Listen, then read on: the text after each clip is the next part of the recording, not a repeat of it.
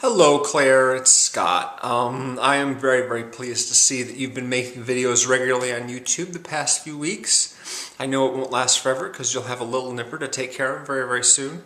But it's great to see you on a regular basis. And you've made a couple of videos lately that I wanted to respond to in some way. And you know how I am with the whole commenting Google Plus boondoggle.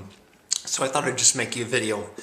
Put it all out there. Incidentally, for those of you who don't know Claire, her channel name is Lunaria Claire, and she's running a Q&A right now, but I don't know how much longer it's going to last, but there'll be a link in the description to her channel to both that and the video that I'm going to be referring to, I guess videos actually, because I wanted to say also, Claire, congratulations on beating the Google Plus commenting blockade in some way. I don't know how that happened or what I would need to do to replicate your results, but it's great that you were able to do that. Before I get into it, I want to do a little update on my own channel for both you and everyone else watching. My 1973 series is still going on. I recently discovered a shop that rents out films, and you can actually look up their inventory online, and it can be sorted by date. So I had this whole list of 1973 movies that I could look at. The collab channel I'm on is the Movie Reviewers 100. We're going to be doing a theme soon about movies that came out the year we were born. So each of us gets to do our own year. And of course, since I've been watching all these 73 movies the year I was born, I'll have like a whole top 10, top 20 list at that time. But I still have a few more films to see. I recently watched the Paul Verhoeven film Turkish Delight. Paul Verhoeven, of course, made RoboCop and Basic Instinct, Showgirls, Starship Troopers, Total Recall. But before that, of course, he made films in Holland, where he was from, and that's one of them. Rutger Hauer's in it. I'll be doing a video on that. Also, Battle for the Planet of the Apes, which came out in '73, and a George C. Scott movie called Day of the Dolphin, which was directed by Mike Nichols. I had no idea that either of those two made that film. So I'll be doing videos on them. Also, I had talked a while back about doing more director series. I'm not going to be doing that. It involves basically me re-renting a lot of films in rapid succession, and I just really don't feel like doing that, I'm afraid. So I'm instead going to devote my attention very soon to doing a series which I was talking about doing last year, but decided I just didn't feel like it. I had some work stuff going on, and I just didn't feel like putting the time in, because it will take a lot of preparation. But I want to do it very much, and so I'm going to be doing that soon, hopefully within the next couple of months, if not sooner, which should be fun. I hope that it is. I hope that everyone enjoys it as much as I do in making it, because I'm going to have a lot of fun making it. It's going to take some preparation, yes, but I'll get into exactly what it is a little bit later on. So that's what's going on with me. So Claire did a video, a couple of videos actually, but one in particular that I wanted to respond to, in which she ranted about people being disagreeable in the comments, and just basically just dissing whatever it was that the person making the video is talking about without any sort of purpose whatsoever. You mentioned people giving you thumbs down within just a few minutes of putting your video up, and that actually happened to another guy I know. He would go on his video and rant about people who would give him thumbs down like as soon as he put the video up, just minutes afterwards. And given that his videos are 10 or 15 minutes long, he said, "How could anyone do that? How can you rate my video a thumbs down when you haven't even watched the entire thing?" I'm just like, they're just trying to get a rise out of you, man. You know, that's the whole bit.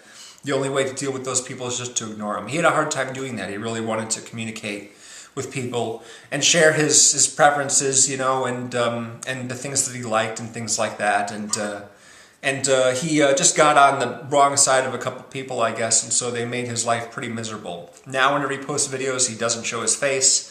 He leaves the comments and ratings switched off. He'll only leave the video up for maybe a day, if that, before he'll take it down.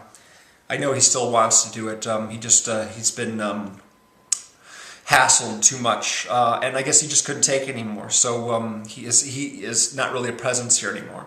And I'm glad that you think that people rating you thumbs down is pretty much an insignificant thing, and it's not worth being upset about. But the odd thing is that you had talked about this video that you had made previously, which you've since taken down, and how you're ranting about the very same issue, but that it was satire, that you were just sort of joking or something like that. So on the one hand, you're saying, I want to make a video about people who leave negative comments, but I'm just sort of joking around, and then you do it again for real, so that's a little bit confusing. It's sort of a mixed message. I don't doubt that you want to let it roll off your back, but clearly it seemed like you were upset about the fact that people would just like say negative stuff about whatever it is that you were talking about in a positive way just for the sake of being negative. Luckily, I haven't had a lot of experience with that. I think that when I've had some negative comments on my videos, they've been justified or constructive. Maybe not always, but for the most part, yeah. I haven't had people leaving comments saying, you know, you're a geek, you're a loser, blah, blah, blah, you should just kill yourself. Thankfully, I haven't had very much of that. Most people who leave comments on my videos I don't see a lot of comments lately because of the Google Plus thing. I don't get comment alerts anymore, which is a real pain. That's why I have the Facebook page. But yeah, I have made an effort to keep my stuff low-key and to try not to get upset about any sort of negativity that I get. And I've had very little of it, so that's good. So yeah, you were talking about sharing your vids with friends and family, how you really don't do that, how the videos that you make are just for basically your YouTube audience and your YouTube pals, the people that you communicate with. I actually have a couple friends and my dad. My dad watches my YouTube videos sometimes, so he'll send me an email sometime with a reaction. But yeah, it's kind of the same way, especially with people who I went to high school with and I'm friends with on Facebook now. I don't trumpet my videos to them. They would just like, you know, yeah, it just you know, it wouldn't work. I mean, my videos are for movie fans. They're for people who have sort of the same taste as me. And most of my old friends from school are basically talking about their kids for the most part, yeah. Some of them have rather upsetting political views, you know, like people saying, you know, people I knew from high school were talking after Obama got elected a second time. They'd be like, oh my God, we're screwed. I'm just like, do you really think we would have been better off with Romney? Did you actually read about what he did at his company before he started running for office? No. Yeah, I try not to engage those people anymore. Yeah, but just making, you know, long videos about talking about movies is not something that I think that many of them would be interested in tolerating. So yeah, I don't really share with them. Just a couple close friends and family members. You asked a question, a very specific question at the beginning of your video, if you could devote a room in your home to like your thing, whatever that is just all up to you, whatever the content is. It doesn't have to serve any practical purpose. Would you fill it with DVDs and Blu-rays, all movies, or would you fill it with like memorabilia, other stuff, things like that? And I think that if I were going to fill a room like that with stuff, it would be like props from films, you know, especially like prop pistols and rifles, lightsabers, swords, things like that, you know, because, you know, I've enjoyed like fiddling with those things ever since I was a little kid. I still do, actually. I actually found a really cool sort of like one of those James Bond pistols, only it's just, you know, it's just black plastic. It makes a little clicking noise when you pull the trigger. It's just a stupid little plastic toy, but still, I love twirling it on my finger and things like that. It's just something to keep my hands busy, I guess. Given the choice between stuff and movies, I would probably pick movies. If I had the means, if I had, you know, pretty much an unlimited, you know, I didn't have to worry about money, didn't have to worry about spending too much money, and could devote a whole room in my house to movies, then I probably would. I don't have a very large collection. I have less than like 100 movies, 100 discs that I own, and that's primarily because I don't rewatch them all that often, you know? I mean, anything that I want to see that I don't own, I can rent fairly easily from one of like 3 different places. Video stores are disappearing rapidly, but they're still around where I live. And they're not too hard to get to, and they all seem to have pretty healthy selections, so I'm lucky there. I'm lucky, whereas a lot of people, they've either got to stream it off Netflix, if Netflix has it, catch it on cable, or go to one of the Big Lots or movie stops or Walmarts or what have you, and see if they can find it there. Or get it online, of course. Yeah, I don't want to buy tons of movies that I haven't seen and I'm not sure that I would actually like or not. I like to see a movie first before I own it and want to make sure that it's something really good and something I'm going to watch multiple times. But yeah, if I did have unlimited resources, then sure, yeah, I would probably make a little wish list and stock my shelf with all my favorites, you know, from the 80s forward, you know, and past that. But yeah, if I were to devote a whole room to stuff, it would be like movie props. It would be like, you know, gadgets and things like that, you know, stuff like, you know, it wouldn't be like action figures or toy cars, because I'm done with playing with toy cars and ships. But you know, an actual like prop would be fun to deal with. You talked about this novel from the Alien series. It takes place between Alien and Aliens, and I like that idea a lot too. A lot of the Buffy fan fiction that I've read is sort of wiggles its way into between episodes or between seasons, what have you. There's a few Buffy paperbacks that have come out over the years, and I actually bought one which I thought was really good called The Wisdom of War. And it was about Buffy fighting sea creatures, basically, evil sea creatures. And this actually took place, it was supposed to take place during season 5 when Faith was in jail. So the council, Watcher's Council, gets her out of prison for a short while to help Buffy fight off the sea creatures, and then she goes back to prison. So it sort of fits into that season 5 storyline somewhere. Also, I've read some Buffy fan fiction online, and there was a really good series that somebody did. I think this was also regarding either season 5 or season 6. Probably, no, yeah, it's one of those two, maybe 5. Of course, Angel had his own series at that point, so what this was, it was a series of basically episodes that took place in between the actual Buffy episodes, in which Buffy would actually meet Angel in her dreams. While she was sleeping, she would have like this psychic link with Angel and would talk about the things that were going on in the previous episode. See, it's like each one of these little short stories came in between episodes. That was kind of cool. And actually gave me an idea for a series of my own, which I started, in which, I don't know if you remember, Tara's cousin was played by Amy Adams in one episode. So I thought it would be cool to write a series of basically Tara like letters or emails in which she's telling her cousin about what's happening after her cousin leaves Sunnydale, and just going through sort of season 6 or whatever.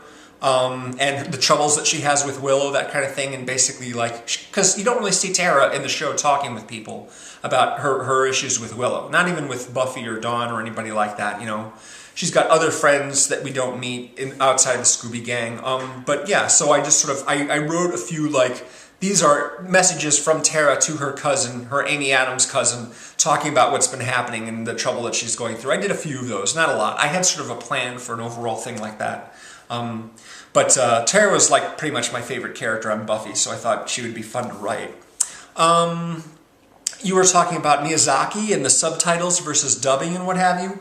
And yeah, I would imagine those celebrity voices dubbed over the characters in a Japanese animated movie would be rather distracting. I haven't really seen any of them, I don't think. I've seen Spirited Away and maybe Howl's Moving Castle, but Princess Mononoke and Ponyo, I know Liam Neeson does a voice in Ponyo. And yeah, the new one, I can't remember the name of it, but yeah, I would imagine that would be a little bit distracting, and I probably would enjoy them more with the original Japanese dialogue and then reading the subtitles, or at least dubbed with more or less anonymous actors' voices. I'm not really sure. Yeah, your Q&A. A couple questions for your Q&A. Who is your first celebrity crush? Who is your first actor, you know, singer, whatever, famous person? Who is your first crush when you were younger? What was the first R-rated movie you went to the theater to see? Either with or without your parents' permission? Did you sneak in, or did they take you? Whatever. What was it? I'd like to know. And what age were you when you became a horror fan? You said you came to the horror fandom party a little late. And so, what was it? And was there a particular movie or movie series that sort of made you suddenly really like horror, make you more interested in horror? I'd like to know about that. Thank you for watching, and I look forward to all your videos. If you're going to do the top 10s and what have you, that would be awesome. The last one was on monster movies, and I really don't have... I had a hard time thinking of monster movies that were my favorites, but I was very pleased that Ian Forkerball had Tremors on his list, and somebody else had The Host, the Korean film The Host, which was pretty awesome. Aside, you know, they had the standards like John Carpenter's The Thing and the classic King Kong and stuff like that. Those would probably be on my list if I were to make one, but I really just couldn't. Thanks for watching, Claire. Thanks for watching everybody else. Remember, if you want to leave me comments or give me feedback or anything like that, please go to my Facebook page. That would be the best place to do it. The link is below, along with Claire's links as well. Claire, great seeing you again. Great to hear from you. Love your videos. Look forward to more, however more that you're making before your little nipper shows up and makes your life a living hell. Ooh, one more question. You already knew, of course, the gender of your baby before he's born, so I was just curious about when you found that out. And have you picked out a name already, or are you going to wait until after your son is born before you decide to name him? I'm curious about that too. That's an optional question. Maybe a little personal, it's an optional question. The other 3 or 4 I definitely want answered. So, bye Claire. Good seeing you again. Later.